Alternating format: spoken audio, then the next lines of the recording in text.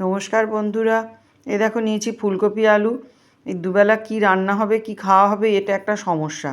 আজকে নিয়েছি ফুলকপি আলু আর তার সাথে ডিমগুলোকে কড়ার তেলের মধ্যে দিয়ে দিলাম, দিয়ে হালকা ভেজে তুলে নেব। এরপরে আলুগুলো দিয়ে দিলাম, সেগুলোও আমি একটু ভেজে ভেজে তুলে নিচ্ছি।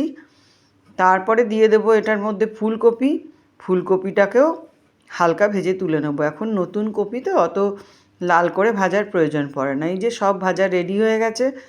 এবার কড়ার মধ্যে দিয়ে দিলাম জিরে ফোড়ন আর দিয়ে দিলাম পেঁয়াজ কুচিগুলোকে একটুখানি নাড়াচাড়া করে ওর মধ্যে দিয়ে দিলাম নুন, দিয়ে পেঁয়াজটাকে একটু ভালো করে ভেজে নিলাম।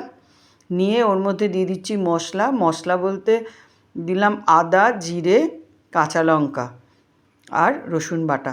তারপরে দিলাম লঙ্কা গুঁড়ো, হলুদের গুঁড়ো আর একটুখানি কাশ্মীরি লঙ্কার গুঁড়ো দিয়ে এবার একটু কষিয়ে নেব ভালো করে।